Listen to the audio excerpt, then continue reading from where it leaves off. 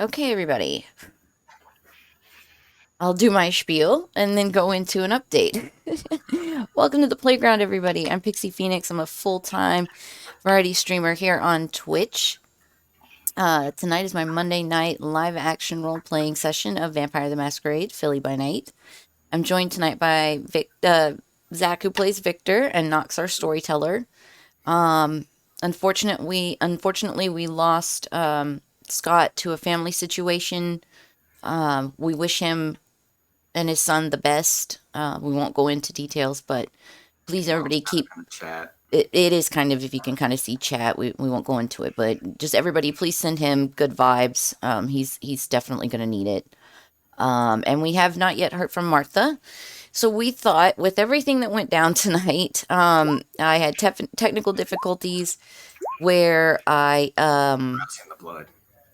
I succeeded 4 rouses in a row. Look you at saw that. Um, I opened OBS and had a multitude of problems and was not able to realize it was the simple fix of going back in and resetting it to administrator mode, which it was in. Zach can vouch for that. He sat here watching me open it like 30 times, but that seems so far to be the fix.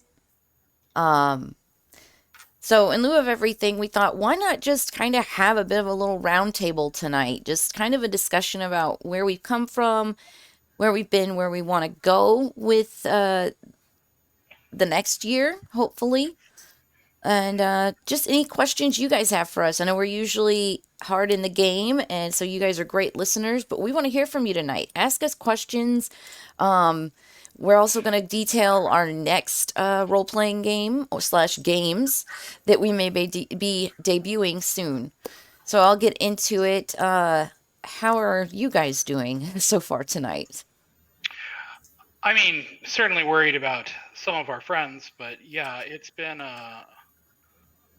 definitely been a day, right? Yeah.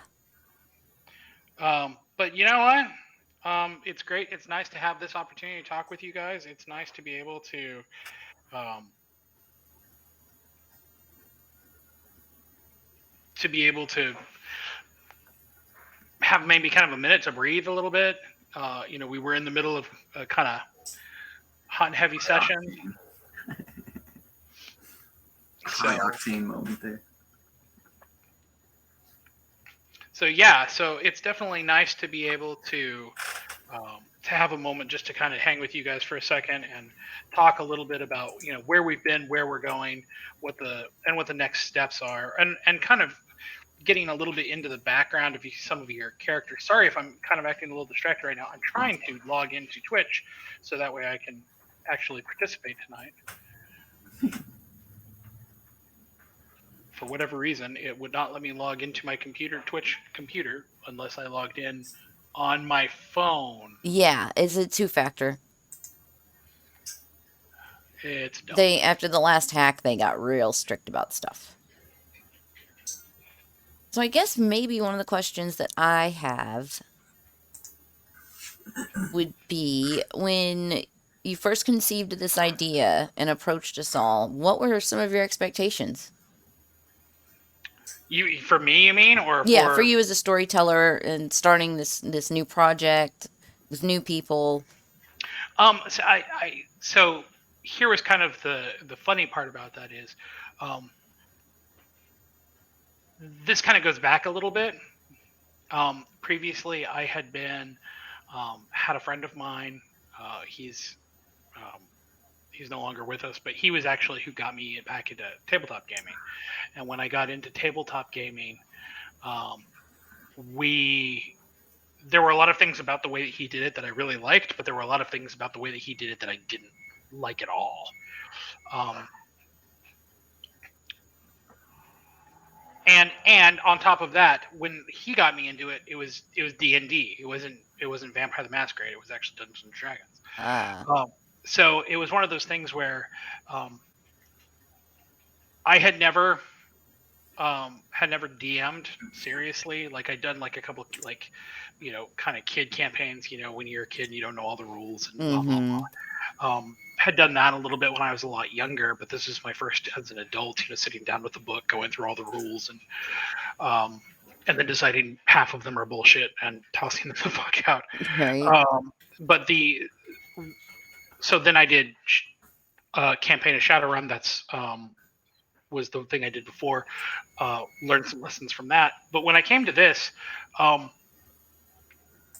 something that I had really decided on early on after having played in a D&D campaign, and the biggest issue that I had with the D&D campaign, and it's the biggest issue that I have with a lot of people's campaigns, and funny enough, it was an issue that I once again unknowingly repeated playing Blades in the Dark. Was that there was too much of a focus on the world and not enough of a focus on the characters. Mm-hmm. Like you need to have having a great playground to play in is fantastic, but if it doesn't ever feel like the people who are involved in that are actually making a difference, if they're just kind of playing out the notes for the story, Yeah. then it doesn't ever feel like. And that was part of the reason why when we got into this, I know it's funny because I was going back through our the messenger chat for the whole game. For the group chat, and we started planning this campaign in December of 2000 was when we started getting everybody together for it. And then it took us, we had our session 0 where we went through and did, talked about all of the, how, who was going to play what clan and all of that, got everybody together. And then we went through and we did our session, 0B, I guess you could say. And It's kind of heart shaped though. did the, and then filled out the background characters. And that was really the important thing for me. It wasn't enough for me to just give you guys It's just so that way you know a world to play in. Mm-hmm. So much as I wanted you guys to actually feel like you were part of that world. Definitely. It was important to me that you guys, when you sat down on, at the time, Saturdays, now Mondays, that it wasn't just I'm playing a role in this. It was I have been in this, my character has been in this for a long time. I've got skin in the game. There are people who are important to me. Mm-hmm. There's that to me has what has really made the difference is that there's been times when I've been sitting there and it's been an impromptu session or something like that, and I've been able to go through my notes and pull a minor detail from 20 sessions ago and weave that into a whole new thread. And that's been because of you guys, you guys gave me so much. And that's the coolest part about Mondays is every single time you guys give me so much to work with that it allows for us to actually put something together that's kind of cool. So that's been that was kind of where the starting. Now, what's next? I mean, that would be telling. But that's also part of tonight is us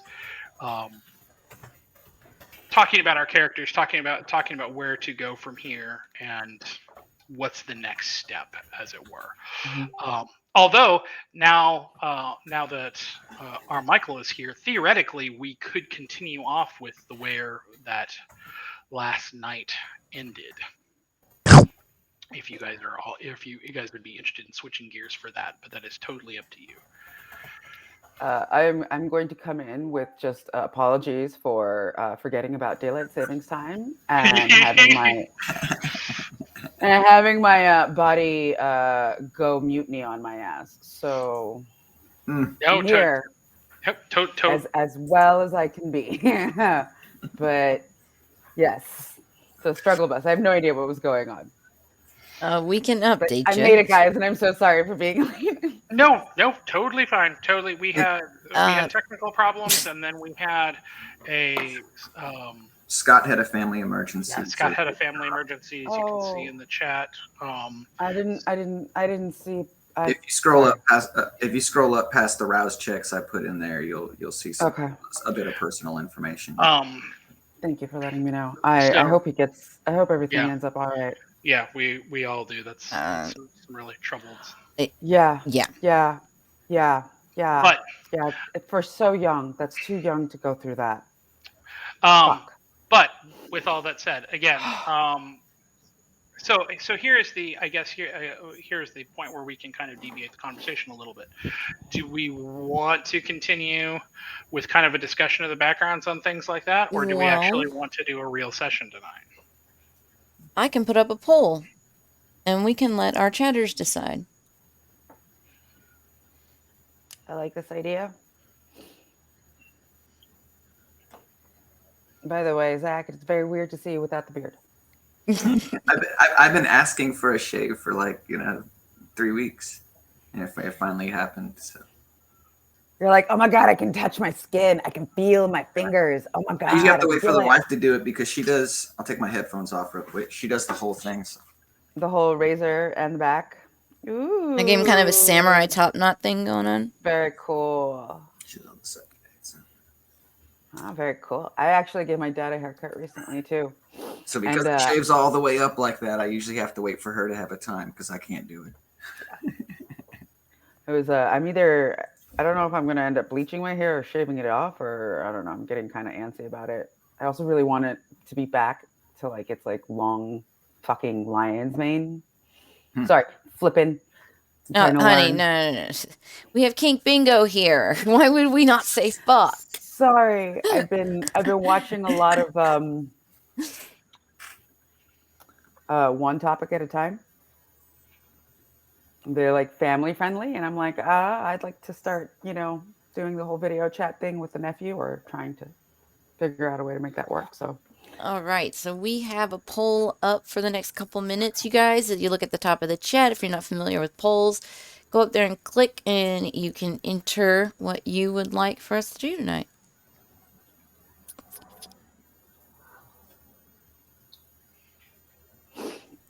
I also have mistakes have been made, by the way, guys. Oh. Mistakes have been made. What am I looking at? Is this Legos? What is this? No, these are switches. Are your keys. Those are her keys for the keyboard. Yeah, these are switches. These are all different types of mechanical switches. So we have the clicky ones. Nice. I make all the noises. I am really in love with the glorious pandas and the sherbets. I didn't expect it to be nice with those, but mistakes have been made. I have fallen down a rabbit hole because my keyboard has been making a noise, and I fell down a rabbit hole.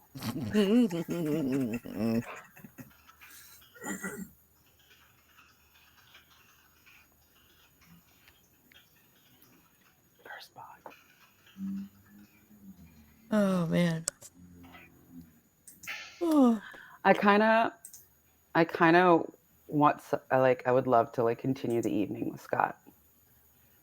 Well, he wasn't. Keep in mind though, when we left off, he wasn't there anyways. Yeah.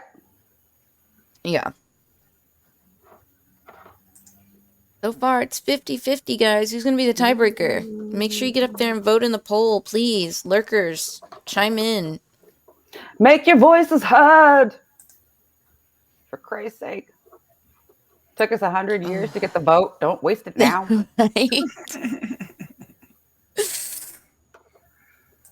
So a few more seconds. Well, we're not even all of us.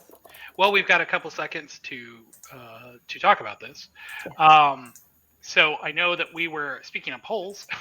So we did a poll on Pix's Discord server, where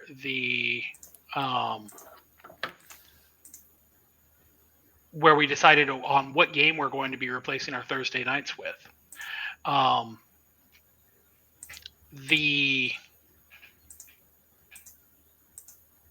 It came up a nearly even. The two games will be Children of Midnight and The Wild Sea. And what we're going to do is we are going to alternate weeks. So we are going to, so that way it is not quite as intrusive on people's time. And then if people want to play for both, then we can do both. If people want to play one but not the other, then then they'll only have to show up every other week. It gives people a little bit more time and a little bit more ability to figure it out. So we are still trying to figure out people's schedules. We are still trying to figure out who's going to be involved. I've got quite a few people who are interested. I know Martha was interested. I know Pix was interested. I think you said, Vic, that it was going to depend on what day it was, if you were going to be able to come. So, well, it's more going to depend on what nights I have work, and those are going to be kind of unpredictable. Wednesday nights are probably going to be the worst because Wednesday nights are probably going to be, for me, I know I have patching at least one Wednesday night a month. You can tell them to go fuck off. Yeah, no, I run patching, so I've got to be there. So what was the result of the poll? 4-3. Continue with the roundtable. Just Okay, well then that's actually, so it's funny about that because I was wanting to kind of do this anyways with you all. So we'll kind of start macro and then move into the micro for all of this. So when you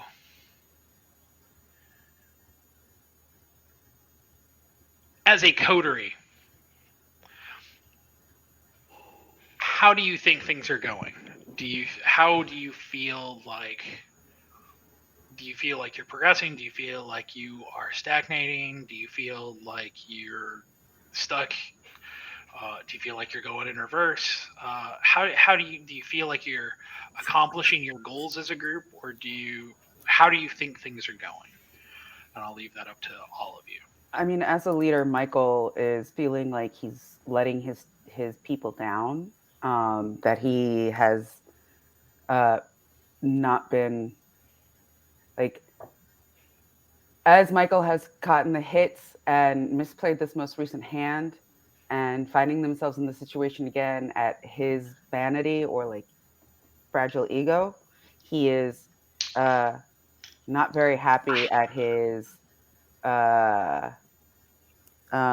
strategic thinking or capability of protecting his. Very much that the last one, that his club and his people have been repeatedly under attack at home, has been like really hitting his morale, really hitting his, like, even if it's really hard to do it, but like the ego of it, like the self-assuredness. I've so far enjoyed the pacing. There's been very few sessions where I've ever felt like beginning to end we didn't really accomplish much. I feel like even if it's a small stride, there's always like a mission complete. Like it's like we've got our MSQ, but every once in a while there's those little side stories you wrap up, and so it still feels like everything's moving. To me, it feels like watching Lost, and I guess Pixie can, I can kind of relate with that. Yeah, Lost with me. But it just, you start watching Lost and an episode answers a question, but in that same episode it opens up another one. 3, so it seems like every time we solve something, there's 3 more things that pop up, out of that one thing. So it just seems like it's this never ending fucking cockroaches. It's German cockroaches all over again.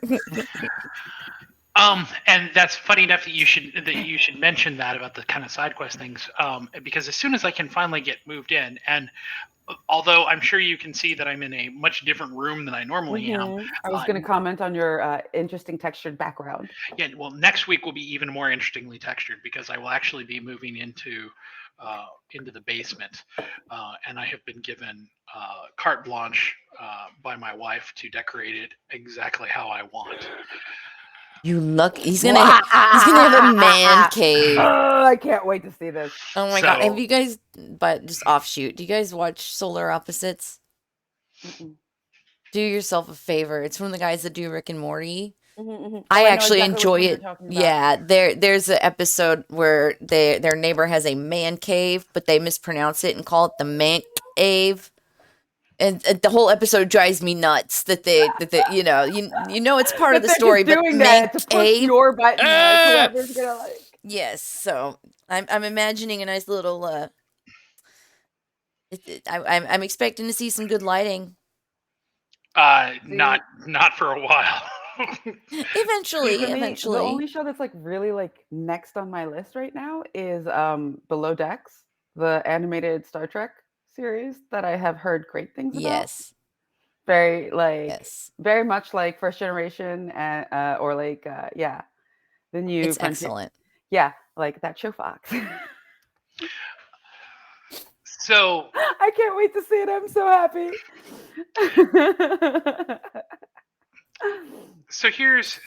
here is kind of in that same category. And what I was gonna actually say is that once I finally get all of my moving done, I will finally get all the recaps caught up, and it's about time to do yet another of the, what did I name that handout?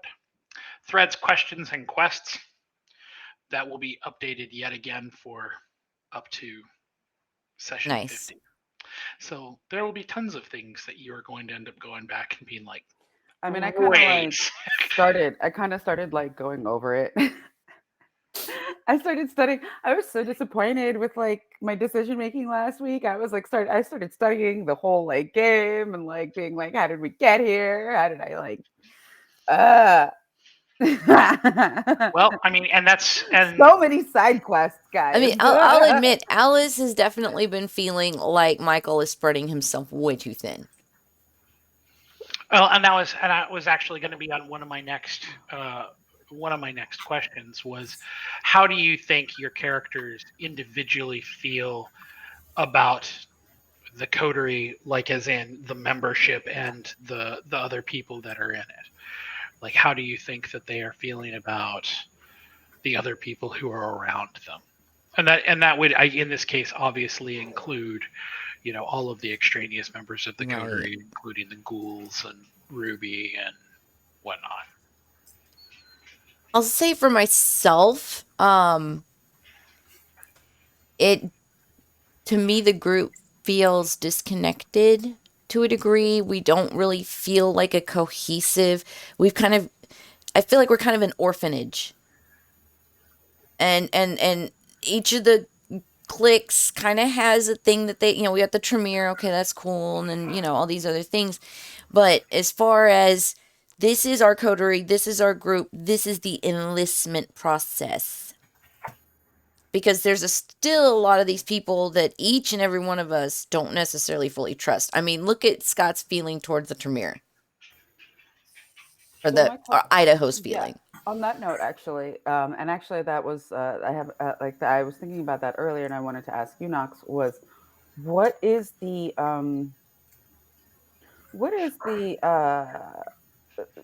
actual occurrence of like consenting contracture, pseudo BDSM? I'm going to need you to extrapolate on that. Like, let's say we welcome somebody into the coterie, but in order for them to welcome, we had to ask them to say for X amount of time their loyalty laid strictly with us, and they only could focus on the betterment of the coterie, and then they were free to do whatever they wanted after. So, I mean, so generally speaking, and we're going to get a little meta here. I mean, we're pretty meta to start off with on this session. So generally speaking, in kind of a broad context, coteries are not usually as cohesive, frankly, as you guys even are. A lot of times coteries form up around a specific thought pattern or a specific goal that a couple different kindred want accomplished. Kind of manifesto type stuff. Right. And then once it's accomplished, then they kind of go to the wind. Sometimes there are coteries that are formed for a specific task. A great example of that would be Haddonfield and Fairchild. Right. Like they didn't like each other at all, but they were responsible for that. Right. They were being punished, so they were basically forcibly put into a coterie by the Camarilla to deal with Abraham, who was on the loose. Their punishment was to make sure that Abraham never left, basically. Maybe not never left. I mean, but whatever to maintain him. Certainly to contain him. Yeah. There are some coteries who get together because of shared loyalty, like you guys. Threnody and Raoul is probably a fantastic example of that, along with their couple other people in their coterie who you have not yet met. And then sometimes there are coteries that are kind of cults of personality, which is kind of what's going on with Reese and her group, where they're not necessarily even friends, but there's a central person who kind of bonds everybody together and acts as the glue, and then is able to kind of exert their will. Another from a Vampire the Masquerade standpoint, a great example of that is Victor Temple from LA by Night, who they repeatedly during all 5 seasons of that game, which Jason Carl is by far my favorite storyteller in any medium for games. If you haven't seen LA by Night, go watch it. He's he is who I wish to emulate. But one of the things that was really interesting about that is that even though they are a coterie of people who are together, they make no bones about the fact that they don't necessarily like or even care for one another. They have some amount of shared loyalty towards one another, but multiple times there are individual scenes where 2 of them will kind of will do a scene one-on-one, and they'll be almost at one another's throats. They'll be calling out one another on their bullshit, or telling them, being like, "You're fucking up," and by fucking up, you're causing issues for all of us. You need to get your shit together. And I think that's very those kind of dynamics are kind of interesting.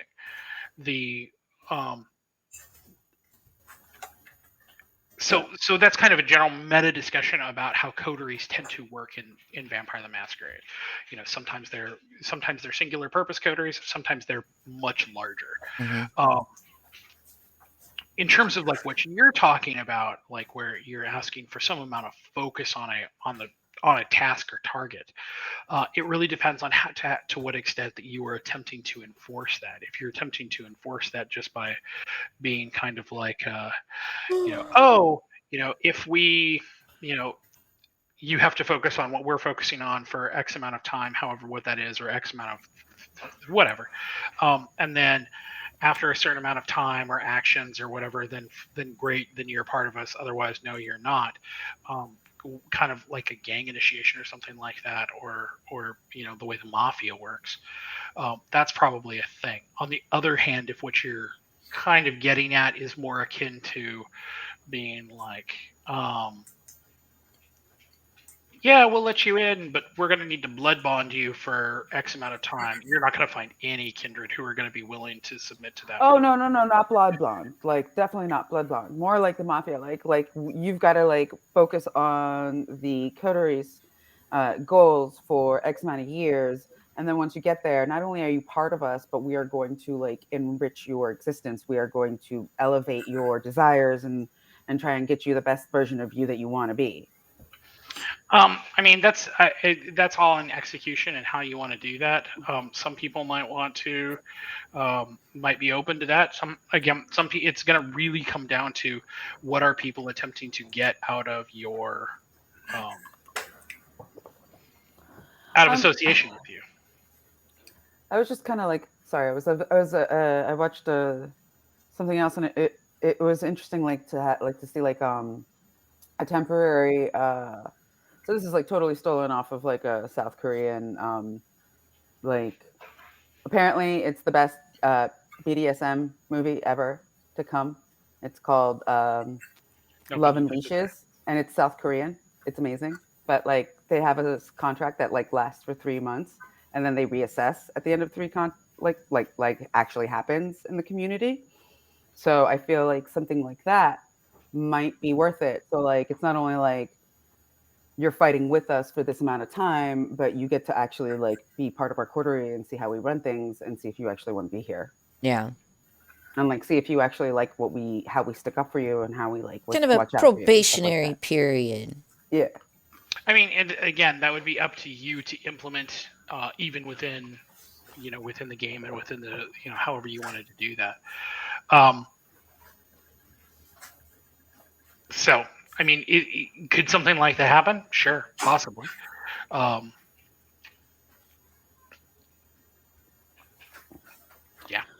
I'm trying because like. So okay. So one of the big, and okay. So this is something that I didn't get until I watched all three of them. So a lot of people out there basically said that the John Wick movies were Vampire the Masquerade without vampires. And at first I was kind of like, okay, I don't get it. But what they're talking about is the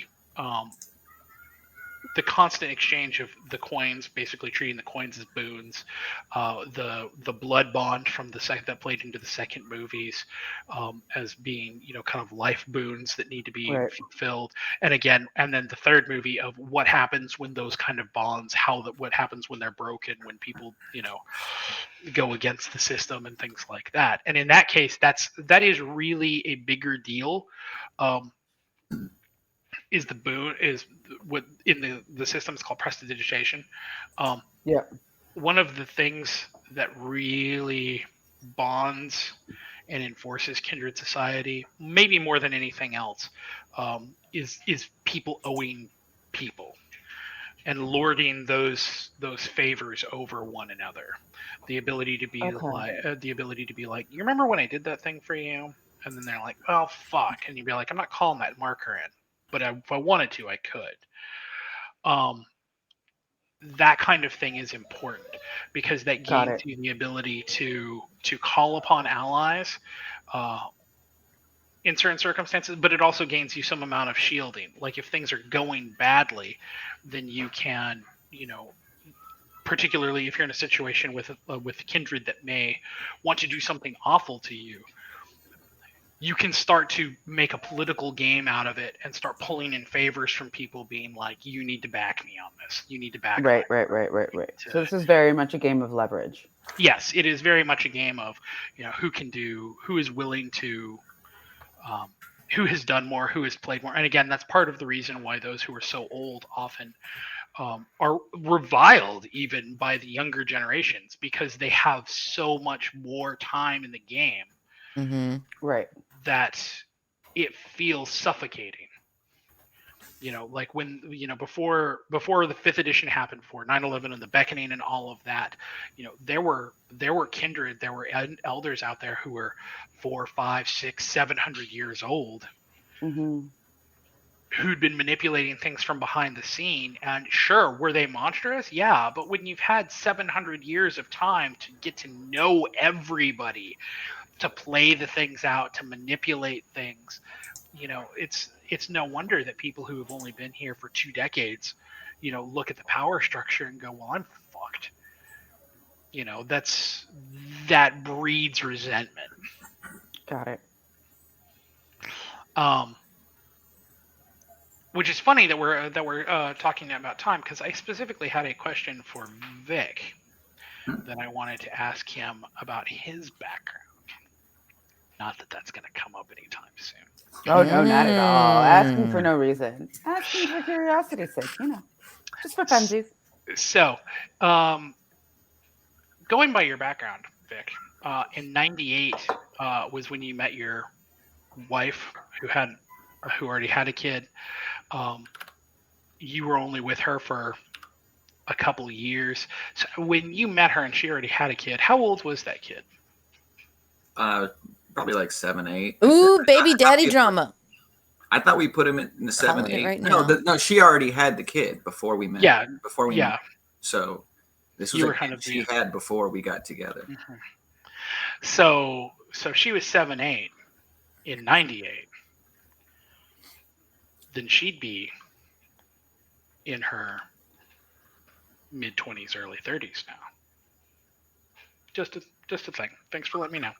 I thought it was a boy, though. I thought it was a son. I don't believe it was ever specified. I thought it was a daughter.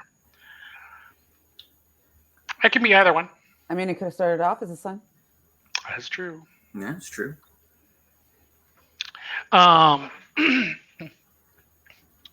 Okay. Incorrectly. So that leads into kind of some of the other questions to ask. How do you feel about your characters' individual arcs? Do you feel like your characters are developing the way that you want them to? Do you feel like there are things that you would like to see more of, or ways that you would like to develop your character more, places that you want more depth, things that you'd like less of? I can say for myself, I've enjoyed the ride so far. Likewise. Especially I don't know about with the ghouls. the I think having things are more dangerous for the ghouls. the relationship with Ruby, the she gets in just enough trouble to keep me on my toes, and then this newest revelation with being part of the Bahari. You got it. Bahari. I'm Very really old, excited actually. to see where that's going to go. And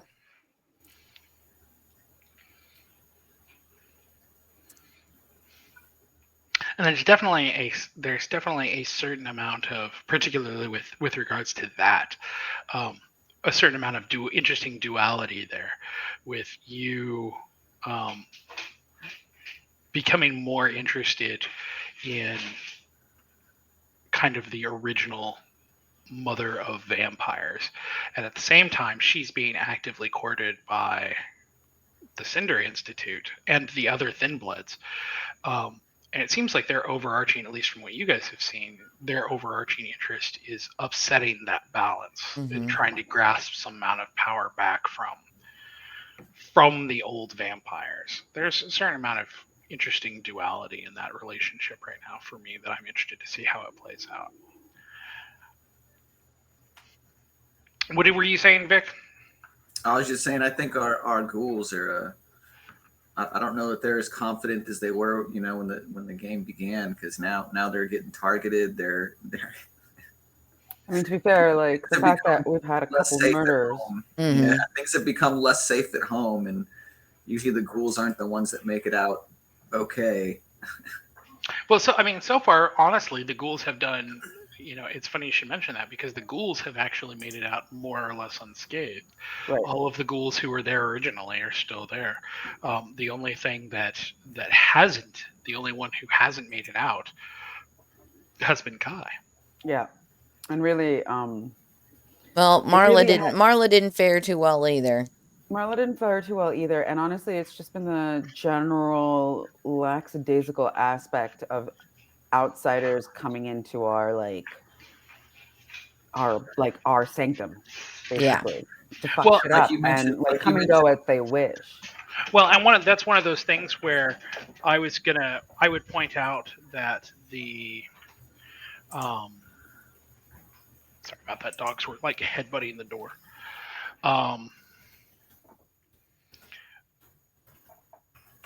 That is something that get put on mute a lot. Yeah.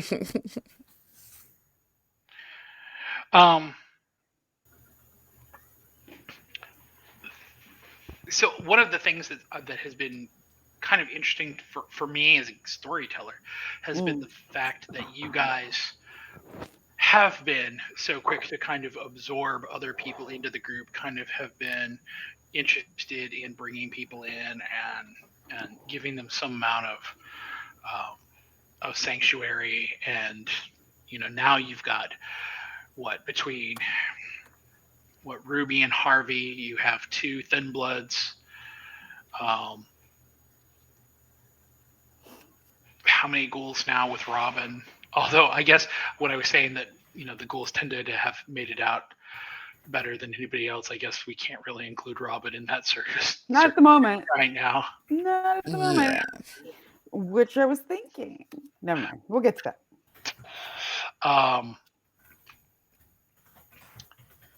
Yeah, and really the only one who has really who's really suffered out of that, or the only 2 who have really gotten kind of the boot in any notable way, have been Kai, who was killed.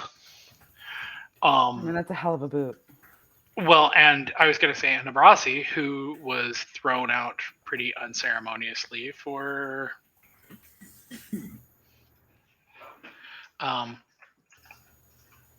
how did Skot put it? Clive Barker-y shit.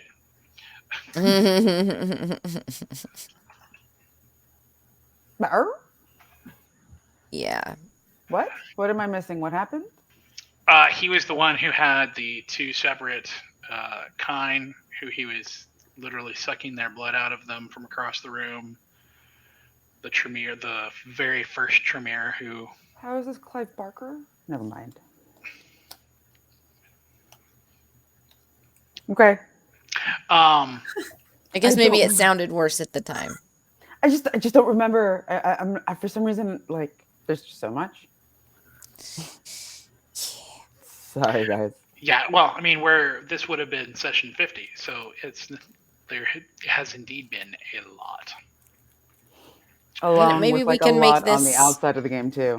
Yeah, maybe we can make this kind of the every 57, 50 sessions check-in, as it were. And, the Golden Girls always do a retrospective every season. You gotta have the clip show. So does Frasier. Oh, Jesus. And Friends. One of the... All right. The only reason I like Frasier is because it's catty as fuck. No, Frasier, fine. Friends. Oh God, no. I only said that because somebody else was putting it on recently to appease them. I was like, fine. One thing that I think has been giving Alice some trepidation is a feeling sometimes like we all know what we want from the session. We hashed that part out, but there's still a sense of not necessarily remembering all the things on our plate to accomplish the most important thing. Does that make sense? Like, I feel like sometimes if we had like a group meeting, like, here and there to just hash out that list that we know we have to work with and go, okay, we know we finished this up. That was like a 3-night thing. Okay, we have a breather. As a group, okay, it's time for club meeting. And we kind of figure out what... Because I think that because of being a Malkavian, there's such a sense of chaos internally anyway. Right. So the more structure there is, especially coming from Michael, who Alice trusts so much, then it feels like, okay, we all know what we're doing. We're all on the same page. That's another aspect. I feel like we all know like what the goal is, but we're not very sure about what the track is. Like everybody has their whole own idea. When we actually hit the ground, even though like we might have like touched base a little bit, like we all kind of like we like once we hit the ground, we scatter. We're like ADHD kids in recess. It's just like too long in his chest. Yeah. So okay. So here is a kind of generic question I'm going to ask, but I'm really interested in the answer. Is do you think that the coterie or all of the individuals in the coterie, do you think that you know what's going on? Do you think that you have it like? Do you think that they have it when they wake up in the evening, that they have kind of got a picture in their minds of what the actual scene is, and they've kind of figured out what's going on in the city and know who's responsible for what? Do you think that your characters... I struggle with that just because of my ADHD. I'm not going Yeah. to like front. Like I Fibrophob. try, But and again, that's why I kind of even though, brought like, up. even though like I read the thing and I know where we Mhm. are. Well, no, and this isn't a player's thing so much as it is your character's thing.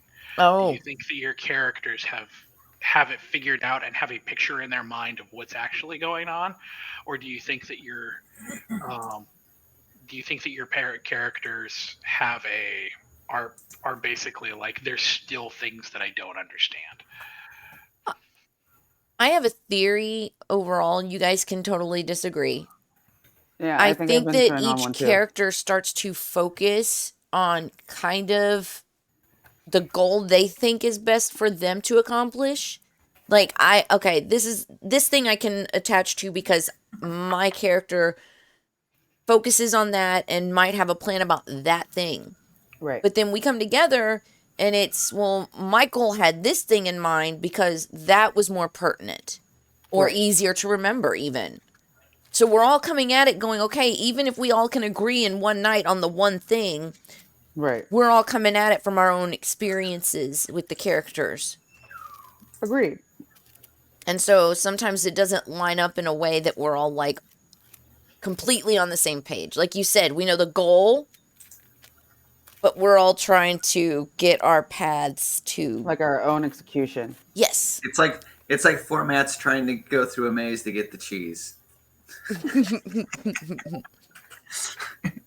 God, what was that movie? Like it was like an action adventure movie, and that was the joke. It was like, all right, everybody understand, and the moment that it's just like hits the ground, it goes to shit.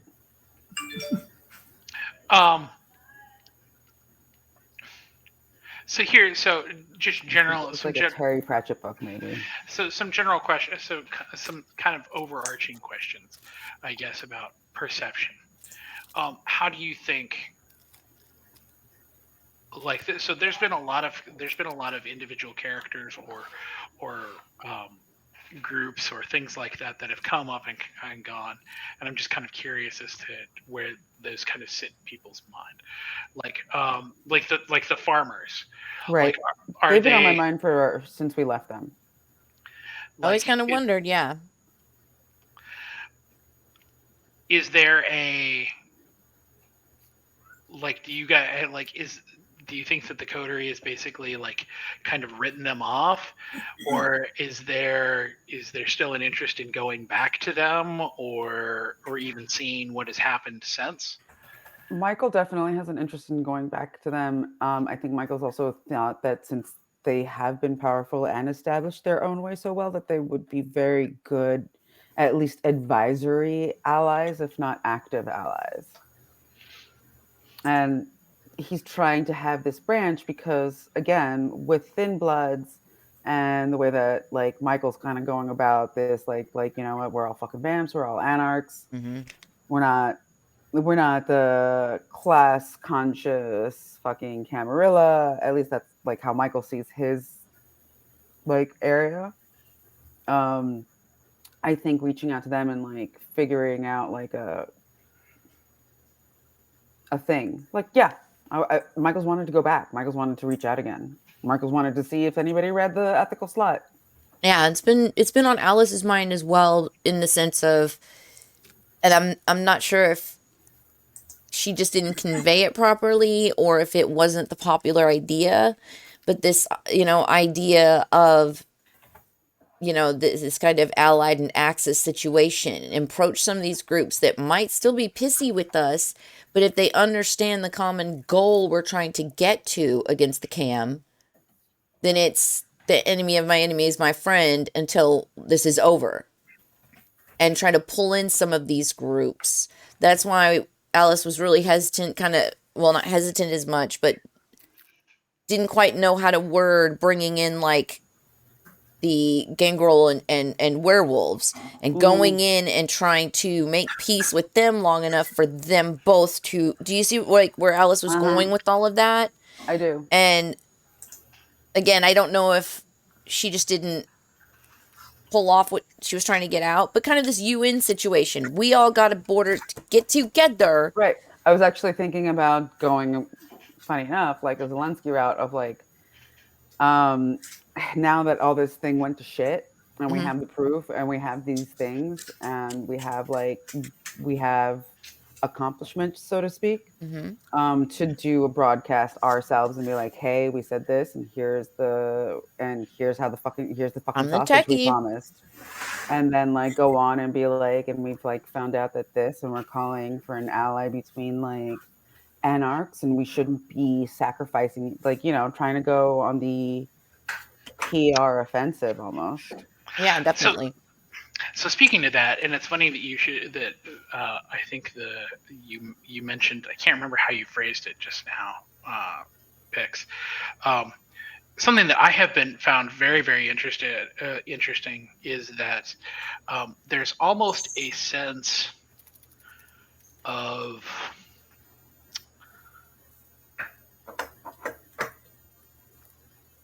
it's not fear, but it's in that same category when it comes to attempting um, to dealing with the Hekata. Mm-hmm. Like, there's been a lot of times when like you guys could have relied on Carmine or gone to him for information or advice, and there's been it's almost been a palpable sense within the group whenever those kind of things come up, like, no, we don't want to talk to those people. I'm just kind of curious as to what the thought process is about that, why there is a kind of palpable if not mistrust, then maybe I can't even come up with the proper word towards them, particularly when they've proved to be very capable allies in the past. I always think that they are allies, and I think I tried to go first diplomatic and political, like even though like we aren't political, like at least try to like talk, and like come to agreements. But like it feels like I thought we did reach out to Carmine one time I too. think sometimes our energies just run high, and we're like, fuck that. We're like so pissed off from like what happened before or from somebody else that we're like projecting it to like the next person or our allies. Sometimes. I feel, I don't know. I really want to start like sewing up and figuring out who actually are our allies. Like Mm-hmm. I had the idea that the Hekate were, and then I got like such like I forget like how many sessions ago it was, but like I remember trying to be like, hey, reach out to them, and then like getting a lot of pushback, like fuck them, blah blah blah Yeah, blah. no, I thought we reached out to them at one point in time, or reached out to Carmine before, and the reception that we got from him was less than pleasing. And I thought like after that we just kind of like, okay, I guess we won't ask him for shit anymore. But I don't know. I may be misremembering, but I thought we had reached out to him and just didn't get a good taste in our mouth after it. And I was just, I don't know. I mean, to be fair, they are Hekate. They don't leave good tastes. I should know. I made the mistake. I wasn't going to say it, but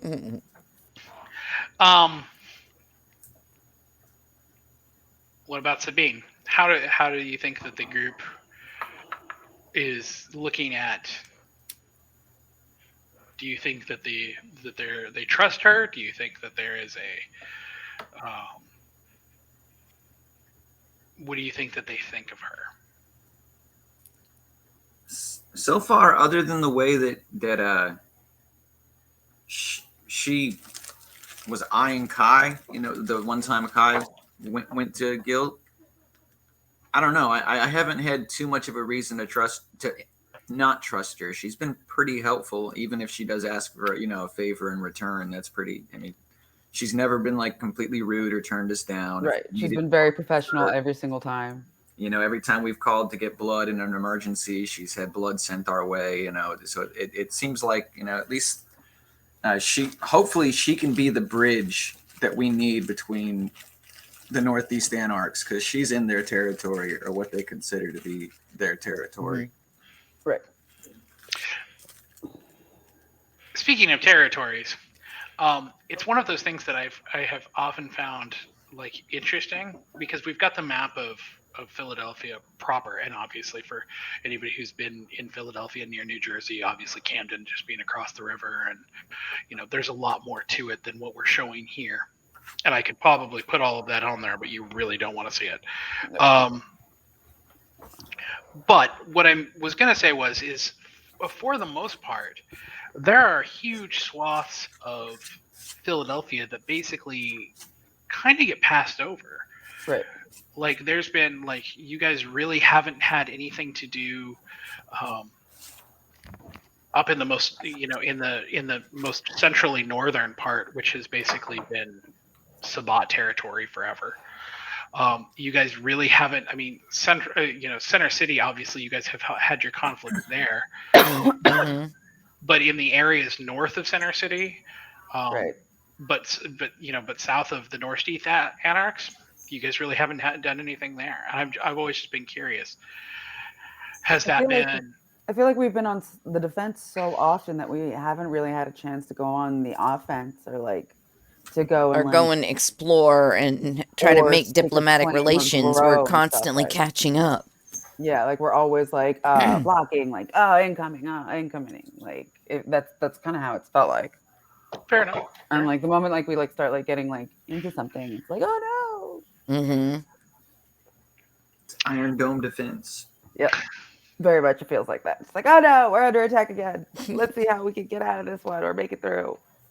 And if you guys in chat have other friends that are into role playing, please direct them our way. We're looking for lots of new players.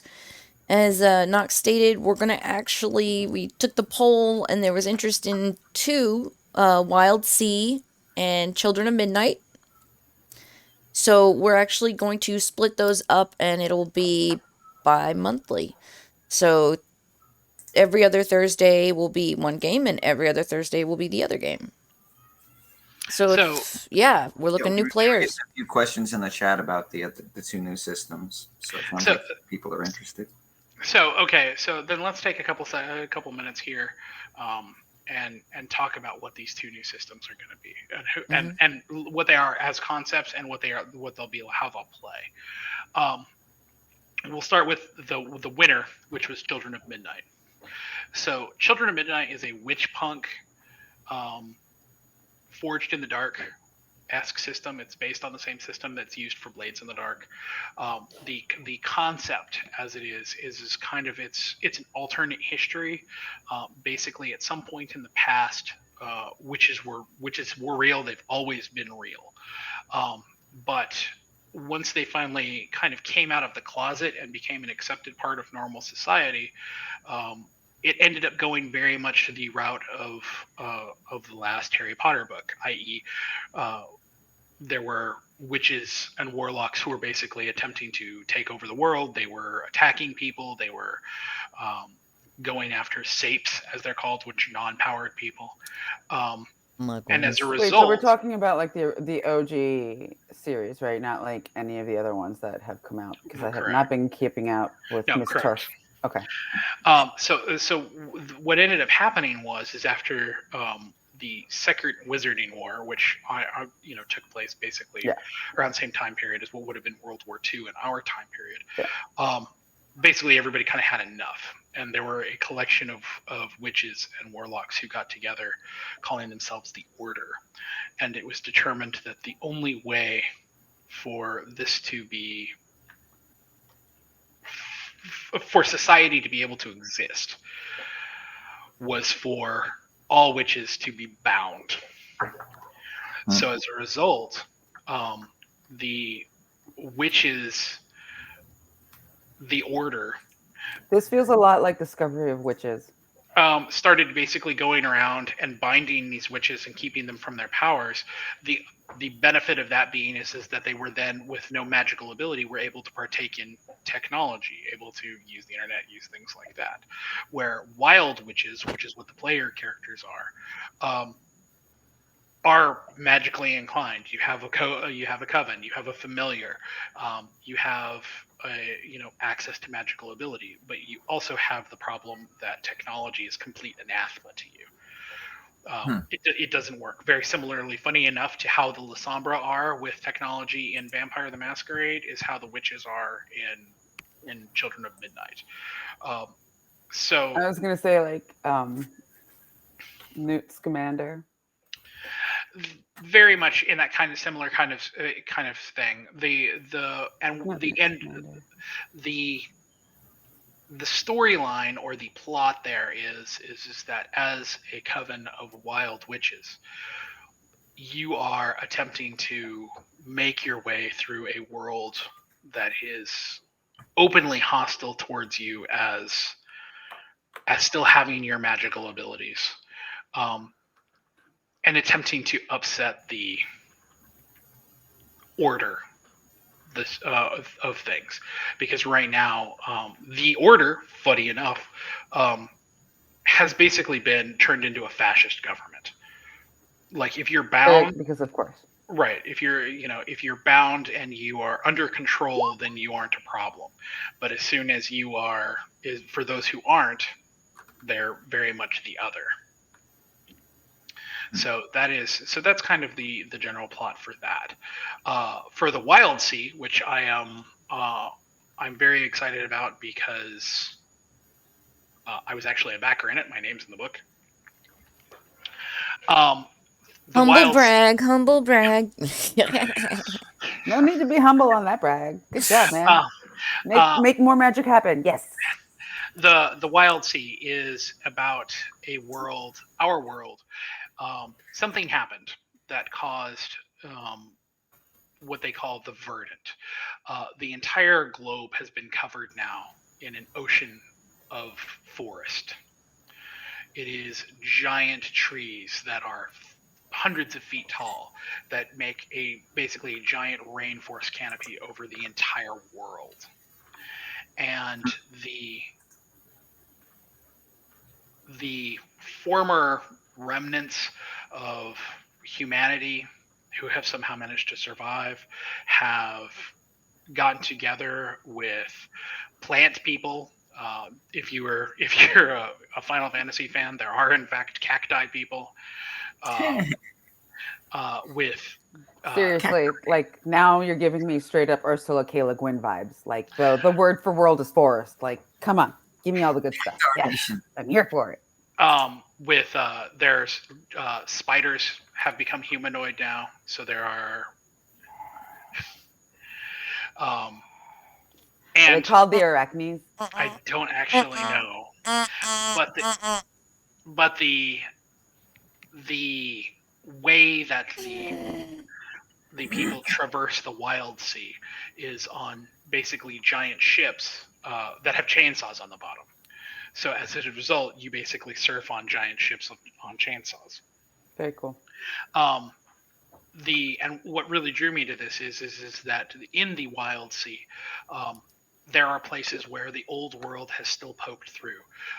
The tops, mesas, like obviously the most important places in this world are places where mountains have broken through the top, and there's actually arable land that people can grow food on. There's places where skyscrapers have managed to burst through. That are full of old world technology. There's places where people have like in Waterworld, where they've sewn together, ship after ship after ship and made their own little flotilla cities on top of everything. It's very, very much in terms of like tabletop game narratives, it's unlike anything else I've ever seen. And in terms of the way that it looks like it plays, it uses kind of a derivative system of Blades in the Dark, Forged in the Dark system. But having the ability, you build your own ship, you can add on to your own ship, you make your own crew, and it's very much in the vein of there are a couple games that you can get on Steam. One is called or they're both about fall in London. One is Sunless Sea, the other is Starless Skies. Yeah, I've got those in my backlog. They are absolutely incredible pieces of narrative of just going out and exploring into a world that you have no idea what's out there, and maybe you run into an elder god, maybe you run into an island full of sisters who may or may not be witches. Maybe you run into what looks like a dungeon and you find out it's an old historical monument from the old world. Like, there's so many different possibilities on how that plays out, and the concept of being able to have some of the kind of the horror elements of what it is to be on the open sea with with nothing but the horizon in sight, and you have no idea what's around you and what's underneath of you. The adventuring elements of finding the top of a skyscraper and deciding oh, I want what's inside of that. There's probably good loot in there, and realizing as you're scouring through it that you may actually be scouring the inside of the Empire State Building, or Mm-hmm. or Sears Tower or something like that. Of being able to have those kind of adventures that can only really come with an environment where nothing is known and nothing is safe, but everything is if you're gutsy enough to do it, if you're willing to take the risk, then there's nothing but opportunity out there. Like, it's one of those worlds that I'm super excited about. So yes, we are looking for players for both. We are one of the challenges, at least on my side, is both. So both of those games, neither of those games, I should say, are currently on any of the available virtual tabletops. Mm-hmm. So in order to make those games available, I'm actually having to build the character sheets for those games. Goodness. Jesus. So I am working on that in my spare time when I'm not humping boxes. So that's kind of where we Bingo! are. Bingo card. Bingo! Humping What do they call that? On that note, we're gonna take a quick bio break. Yeah. You guys save up your questions. We want to hear from you. It's a conversation back and forth tonight. We know it's a little different, but yeah, we'll be right back in about 10-12 minutes. Yep. All right, bear with us.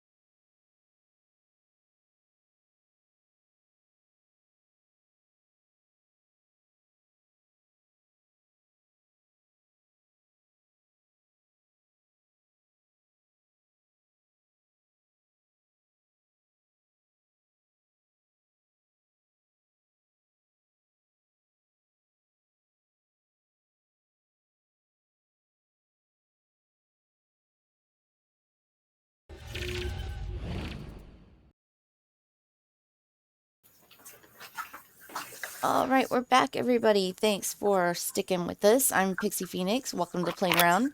I'm a full-time variety streamer here on Twitch. And in lieu of tonight's Vampire the Masquerade session, there's a lot of technical difficulties, personal issues. So tonight we're just having a little bit of a round table. Where we invite you guys to chat with us, ask us any questions, whether it's about VTM or our upcoming games that we are currently looking for players. Please let us know if you're interested. Come play with us. Yeah, good time. Oh. So, the game that I was telling you about is called A House of Many Doors. Mm-hmm. I've actually heard of this one. What was I wrote a review for it. These are all on Steam, right? Mm-hmm. Y'all, so ashamedly I have to cop to the fact that I have an Apple iMac computer. I don't know how that goes. I don't know how good that is. Certain, it's game by game. Oh, you can go in the game, like in the store, and tag, like, first of all, if you just want to look for free stuff, you can look for free stuff that way. But if you look along the side where it lets you kind of narrow things down, it will ask you platform, and you can hit for iOS games only. Okay. What was the description of things that I did in House of Many Doors? Yes, please.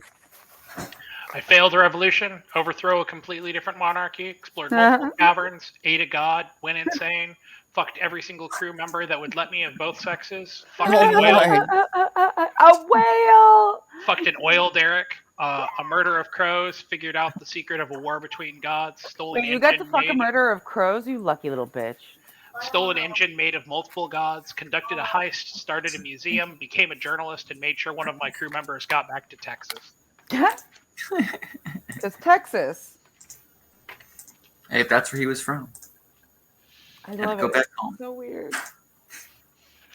But yeah, no, either one of the like I said, we're in the process of coming up with people, trying to find people for the two games. So we are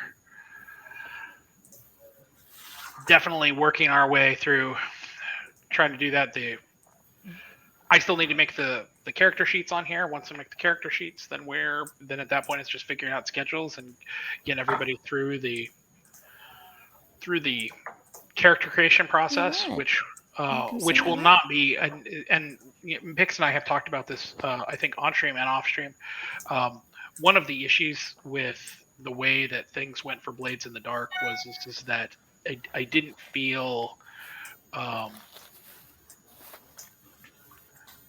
like the world was really cool, but I didn't feel like you guys' characters were developed enough to fit you guys. Like, again, it felt like it was too much about the world and it wasn't enough about you guys. Yeah.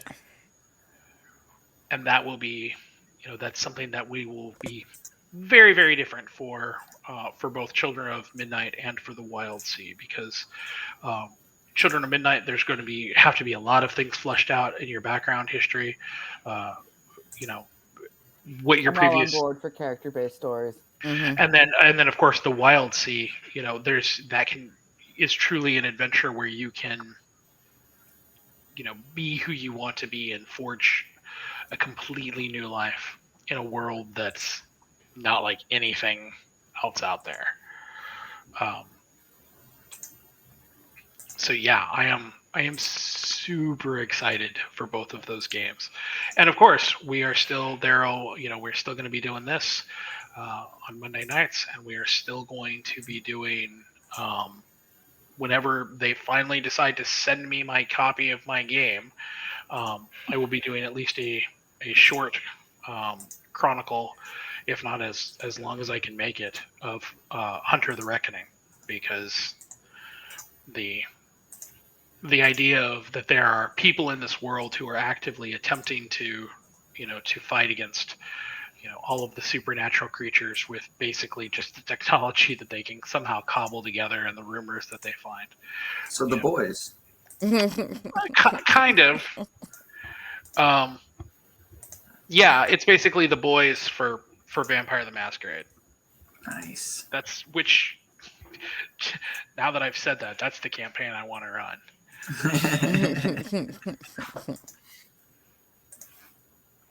So I don't know. What do you guys got for me? Do you guys have questions about the campaign? Do you guys have questions about our future campaigns? What do you got?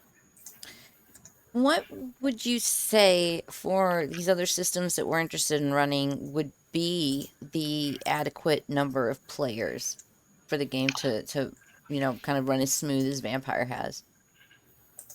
So I have so far found, okay, and this has been my experience with multiple systems now.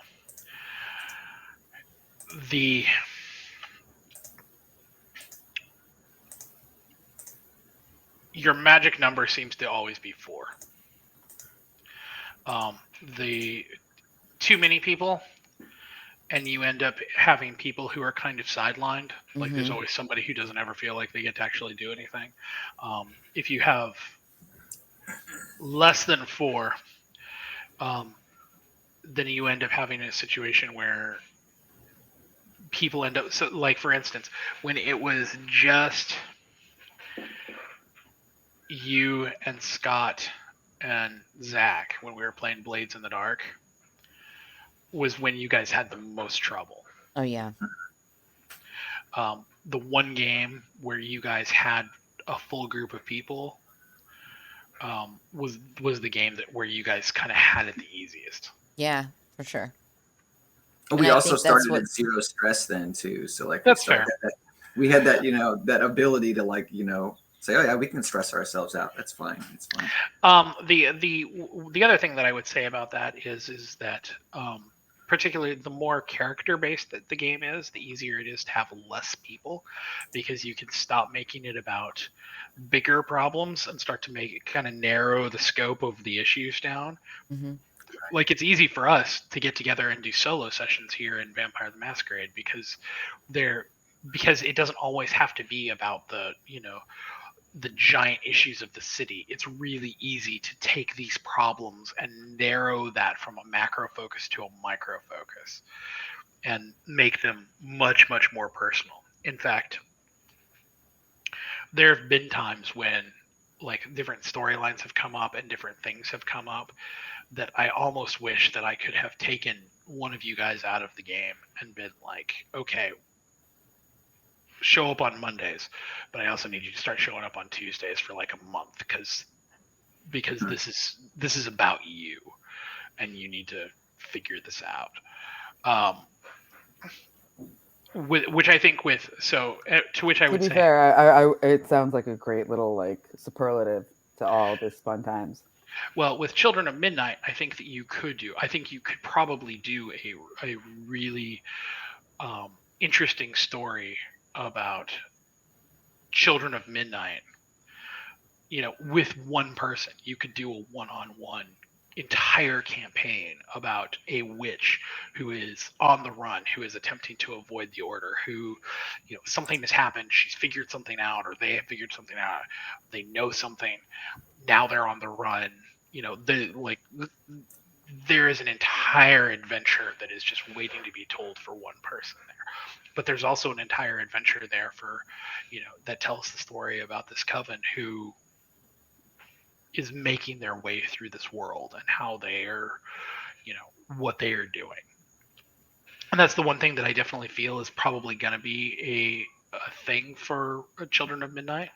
Like in this, like it's been very centrally focused in Philadelphia.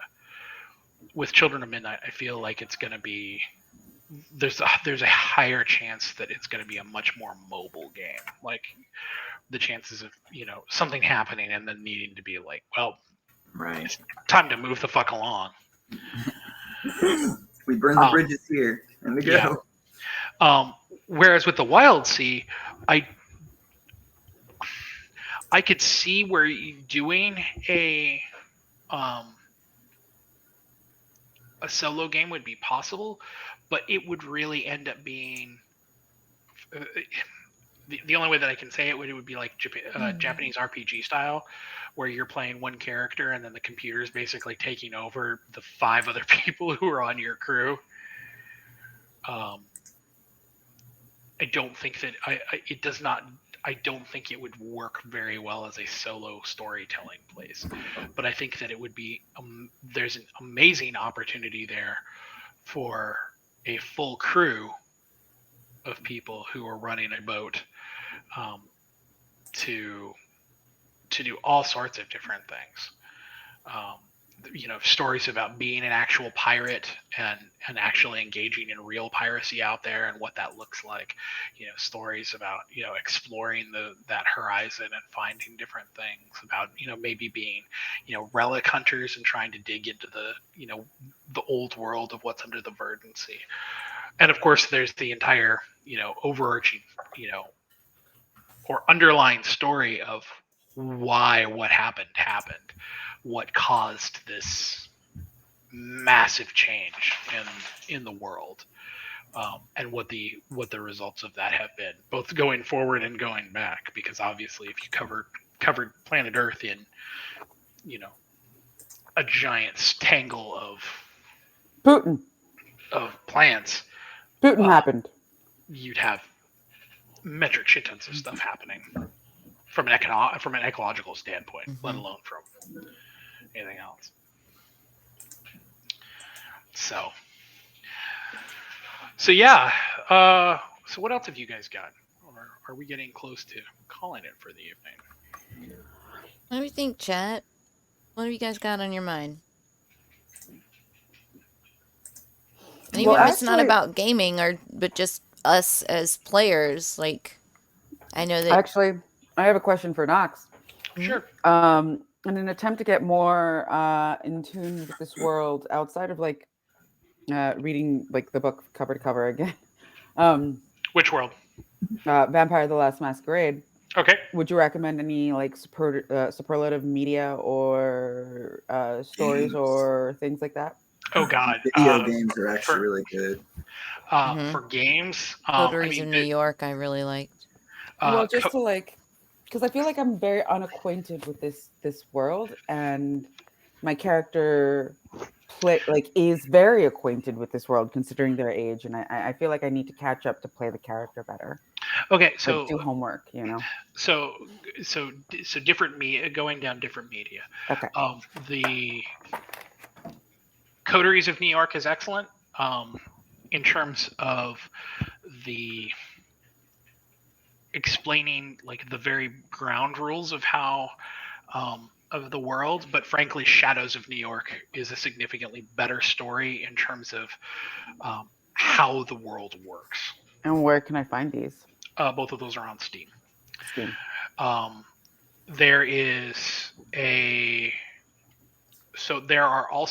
another set of games that are out there that are from Vampire the Masquerade. They are, and I'm going to list them off because I've got them. They are visual novels, or they're actual novels. Night Road, Out for Blood, and Parliament of Knives. They are all text. They're basically text stories. It's old school. Those are 3, right? Yeah, it's old school choose your own adventure. Oh, nice. Perfect. That's more like, yeah. But they are all novel length. I think one of them is over 500,000 words. And so it's one of those things where there's a lot there to cover. And they let you play through each of it. Like I think one of them allows you to play as almost every single clan, and it all plays differently. The titles were Night Road. 1 second. Night Road, Parliament of Knives, and Out for Blood.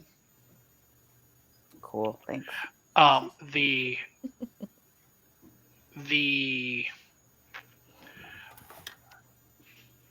In terms of being probably my all-time favorite representation of Vampire the Masquerade, of course, I'm going to say Bloodlines. If I could have gotten it to work without being buggy as hell. It is buggy. It is when the game was released, it was horribly buggy. You have to install the custom-made patch for it. It is a buggy mess. Otherwise. Even with the patch. I will save that till later. but even with that is still the definitive Vampire the Masquerade game. The characters, the voice acting, the music, the music. It's just incredible. Outside of actually sanctioned Vampire the Masquerade stuff,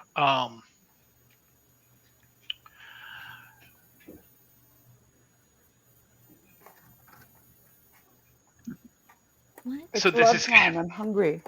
So this is kind of, it is and it isn't. There's actually a documentary on Amazon Prime called World of Darkness, and it's actually about the creation of the game and all of that, which is it's amazing. It's an absolutely fantastic documentary. But there is a huge section of the documentary that's interspersed that's about the players and about them, how it's changed their lives, the way that they portray themselves, the way that it's just phenomenal. It is excellent. The music is amazing during it. It is. I can't possibly, if you're attempting to kind of get more into the mindset of the game, I can't possibly tell you recommend that enough. In terms of other media, obviously Underworld. The original Underworld in particular is straight up Vampire the Masquerade. In fact, it's so Vampire the Masquerade that they actually got sued. Oh. White Wolf sued the living shit out of them. What was the documentary called? World of Darkness. World of Darkness. The John Wick, more for the kind of the general, not feel. The actual, but the feel of it. There were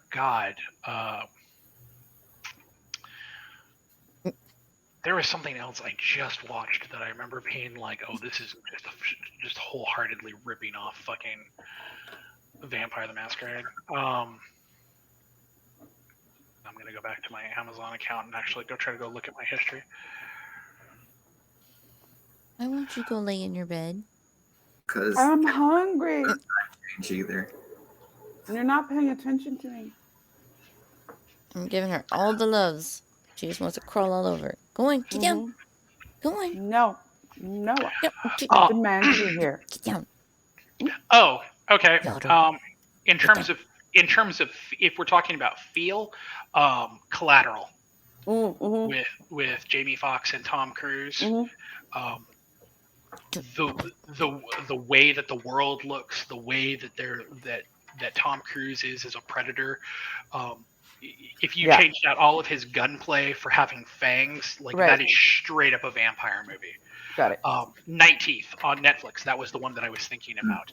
Night Teeth on Netflix is Vampire the Masquerade the movie, straight up down to when they do an opening monologue that talks about, there are certain rules that we have to follow in order to live in this world, and I was just like, really, guy?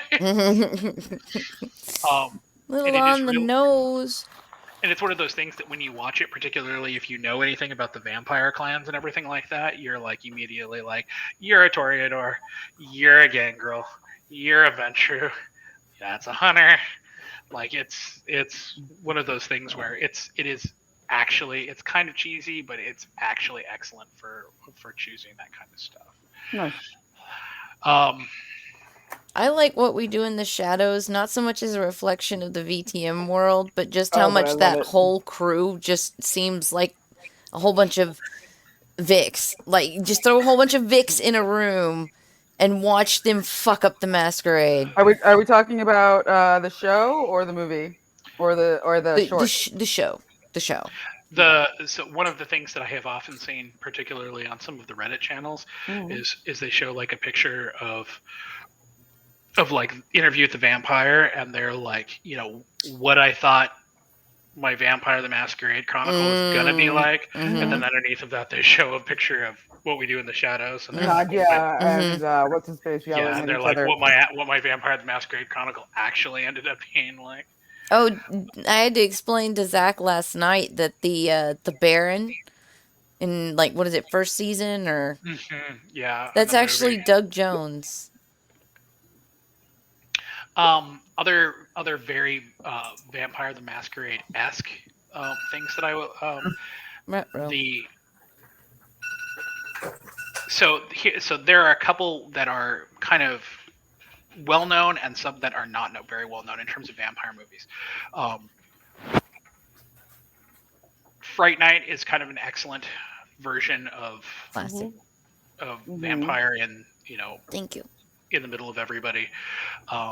There is, and of course, The Lost Boys is kind of the classic Sabat coterie that is, that is terrorizing a city. But one of the ones that is actually funny enough, by one of my absolute all-time favorite directors, Catherine Bigelow, is Near Dark, which takes the vampire mythos and makes it very uniquely American. It's very, very easy to look at it as being kind of what a rampaging group of Sabat going across the United States would look like. It's very, very it's very, very interesting. It's a great movie. Okay. The Hunger is very, very Toreador. But I will recommend anything in this world with David Bowie. What would we call the Faye Dunaway Jim Carrey vehicle? Oh no, I know which one you're talking about. Jim Carrey plays a virgin, so everybody's after him because he's virgin. I can't think of that one. Oh, the other one. This is another one of those ones that if it's less about the kind of the plot and more about the feel, but Only Lovers Left Alive. It is a slow burn, but holy shit, it's just such a beautiful experience the whole way down. Where would you put Let the Right One In, the original version? I don't know that I would. So I've seen both of them, and while I love them as vampire movies, I don't necessarily think they're all that great in terms of a comparison to Vampire the Masquerade.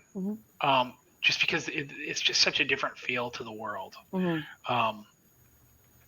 There was also another one that's that I kind of there's kind of a weird bubble. There's a couple different vampire movies that I love as vampire movies, but I don't feel like they're great representations of Vampire the Masquerade.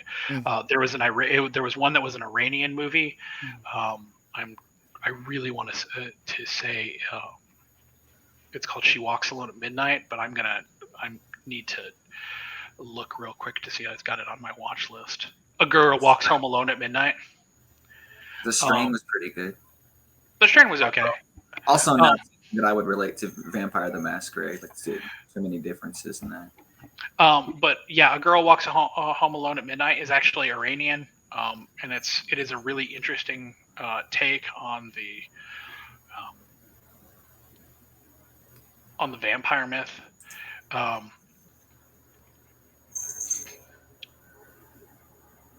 Rabid, which is a David Cronenberg movie, so you get what you pay for with that one. Is very, very much a... The reason we tell you who directed it is so you know exactly what you're walking into. Yeah.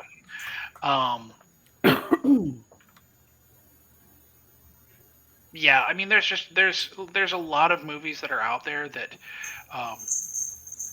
there are a lot of amazing vampire movies that are out there. There's a lot of shitty ones too, but if you're looking really for the feel of Vampire the Masquerade, if you've never, let me rephrase this.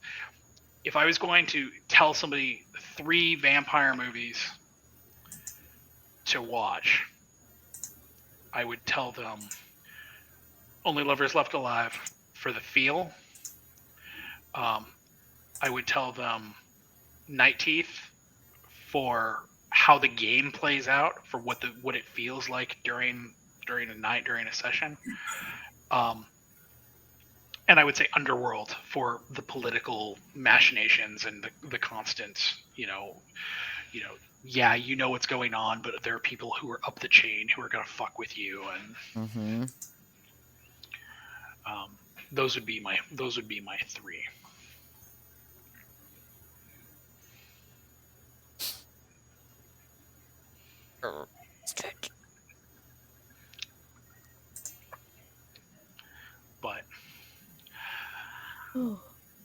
So what else have we got, guys? Or are we gonna call it a little early? Well, anybody in chat? We'll give it a minute and see if anybody wants to chime in with any questions they might have or comments. And being that we're about to wrap up, it's a good time to get in those follows, subs, gift subs if you're feeling generous.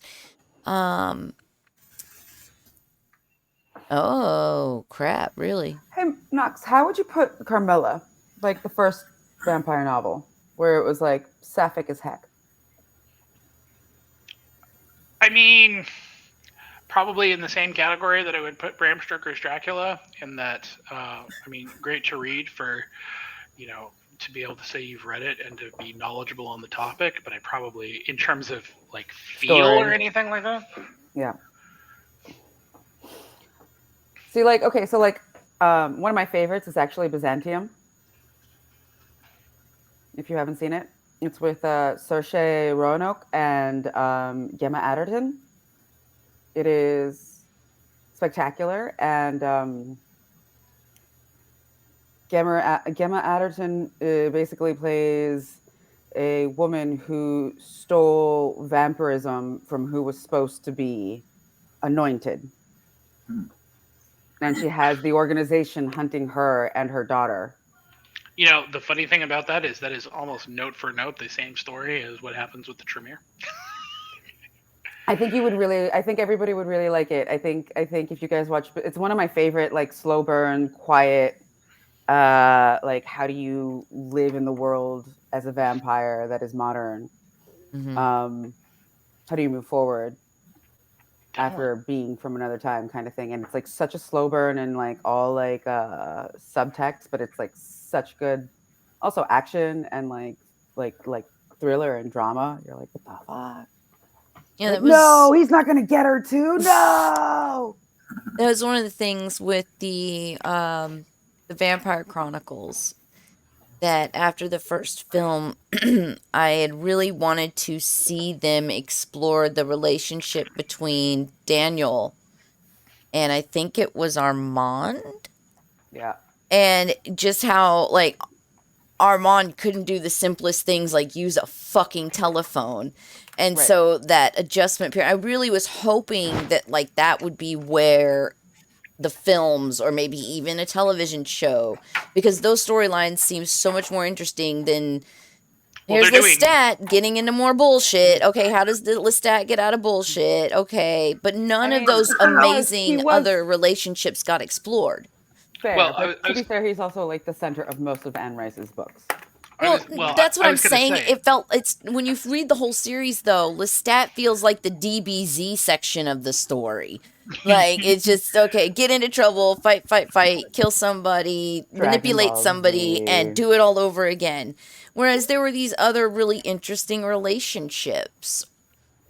Funny enough that you should mention that, because apparently they are doing a remake as a series of Interview with the Vampire, Amazon. Did they finally actually seal the deal? Because this has been like rumored for like a decade. I mean, yeah. I think upon the Mistress of the Darkness's passing, there's been a lot less fight about litigation and maybe some things that she was vehement about. Probably. I mean, I'm kind of surprised that Christopher wouldn't just hold up that mantle, but Mama's gone, so somehow the bills got paid. Mm-hmm. I was gonna. Who's the lead? Someone named Sam Reed. I'll have to look it up later. Yeah, and it's on AMC. It's not on. Oh. It was given an 8-episode order. And AMC are the ones who did Walking Dead, so This is true. Yeah, but what have they done since then? And let's be honest, like The Walking Dead kind of tapered off. And I'll be honest, we couldn't make it after the first season. I kept calling out all the dumb bullshit. Dude, I started reading the whole series, and it just kept going, and I was like, I don't know. After they literally beat their audience to death, like that, like when that whole scene with Negan happened, like I saw the so baseball many bat to the camera. Yeah, I think it just broke everybody's heart. I saw so many people on fucking Facebook and everything like that, and I was just like, some of y'all need a shot of Jack, and some of y'all need therapy. Goddamn. Yeah, they were not waiting for lost their collective shit. No, I don't know. I can be a bit of a snob in this way, and I don't like a lot of camp. So when you're trying to have a super serious zombie show, and this guy in the first 4 episodes makes every mistake in the book. Let's ride a great big stake right into the center of Atlanta. Oh, yeah, he was. Let's drop the bag of weapons when it wasn't necessary. Like, those first few episodes killed me, and I couldn't. How did you feel about Army of the Dead? Did you watch it? Army of the Dead. Army of Darkness? Oh my god. No, Army of the Dead. You need to go see Army of the Dead. It's on Netflix. It's fucking amazing. Is it gonna make me have an aneurysm? Okay, so here is the concept of it. Is there's been zombie outbreaks, and they've basically started to wall them off in their cities and stuff like that, and then they just nuke the city. So one of the cities Dave Bautista. Yeah, one of the cities is Las Vegas, and they decide that these criminals decide that they're gonna break back into Las Vegas full of zombies to try to steal from one of the casinos. Because money really matters at this point. And it goes with Tig in it. It goes about as well as can possibly be as you think it's gonna go, but it is like the zombies are absolutely fucking brutal. There is a zombie tiger, and it is badass. And the cool part about it is that there is a prequel to it called Army of Thieves. Oh, that one I've seen, I think. And there is an allusion to the fact that it is all a giant time paradox, like it's actually time travel. Interesting. So it was one of those things where when I first saw it, I was kind of like the trailers for it. I was like, okay, this will be cool. And then I saw it, and I was just kind of like, okay, so. If you remember, Pixie, this is the movie that originally filmed with Dave Bautista and Chris D'Elia. And that happened they had already filmed everything. And that's when Chris D'Elia had the whole Me Too, You Too move thing. And they digitally replaced him with Tig from Star Trek. Okay, we're watching it. It's got Tig. So they digitally, and she never met any of the other cast members, but they digitally replaced him with her. And she did a fucking amazing job. Like, okay, this is going on the watch. Put it on the watch list, Zachary, right now. Open the watch list. I can totally vouch for Mr. Reed because he is my period piece prince. He has been in Marple. He has been in Belle. He's been in a whole ton of shit. Yeah, no. Glorious. If he can, if nobody, like, he can play Lestat. He has done wonderful. The Tig and Army of the Darkness, or Army of the Dead, when you get done watching it, you'll be like, why didn't we just get an entire movie of that? This, right? That's why, like, those are my favorite episodes, are the ones she gets the features on Discovery, like, especially this past episode. Woo! Yeah. No spoilers, I promise. No spoilers. I'm a super Trekkie, so I watch it all. All the tricks. I love Trek. I think I actually turned Zack. I think he was kind of like mediocre with Star Trek before he married me, and I'm like, no, watching this. We need comfort food. We need hope. Putting on Star Trek. Yeah, if you need hope, don't. You want to hear the dumbest review I ever heard somebody say about Star Trek? What? Dumbest review. I just felt the show was far too philosophical. Bye. No, I like the one I saw on Facebook earlier this week. That was what's his name? Lost director J.J. Abrams getting interviewed. Oh, that was so funny.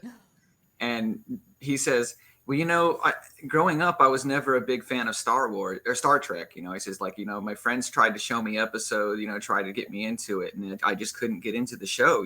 So when I made this movie, I wanted it to make this just a fun movie for people, not necessarily a Star Trek movie. And Jon Stewart says, I heard you say I wasn't a big fan of Star Trek, and I stopped listening after that. I saw your mouth keep moving, so I'm assuming there's an apology in there somewhere. We'll find it and put it in our chat, in our private chat. Dude, the next generation, like for Saturday mornings, growing up here, it would be Sesame Street, and it'd go straight into Star Trek. And I would hope every time that Mom would forget that like Sesame Street was over, so I could watch more Star Trek. Because like, here's the funny thing. She thought Star Trek was going to give me nightmares, but really Sesame Street did, by this whole thing where a U becomes crazy clingy on like Al Green. The letter U. Yeah, the letter U. It's crazy. Yeah. It gave me nightmares for years. But the Star Trek was the concern. Scarred by Sesame Street. Dear Lord. Seriously, watch this. You can find it on YouTube. It is very like 1980s. Oh, I have 1970s. a bunch of the old stuff saved with like Johnny Cash and This one, yeah, it's you. It's Al Green. Like it triggered something. It was terrifying. It was absolutely terrifying because he like literally couldn't get away from it. Like it was like uber clingy. Like it was just like and it was like Weird. I was just like haunts my dreams. Weird. That and the Runaway Rabbit. Oh man. Can't say I was ever scarred, but I realized very early on, like, some of this is real dumb. All right, guys. I think it's about time to call it. Yep. Well, I want to thank everybody for being here with us tonight. It's Martha and Zach and Knox. Little roundtable discussion. We should next Monday not have these technical issues, and hopefully Skot is able to return to us. He's got some personal stuff going on right now, so everybody send him. We'll just have to play it by ear with him. Good vibes. And yeah, so next Monday we'll all reconvene. And like I said, last minute, if you guys aren't following, please give me a follow. If you have it, some subs, give subs bits. They're always appreciated. And yeah, it's been fun. And I hope some of you guys will hit up the Discord and let us know if you'd like to join us for role-playing. So with that, I will say good night, everybody. And we, hang on, I will get you rated out to a friend. All right.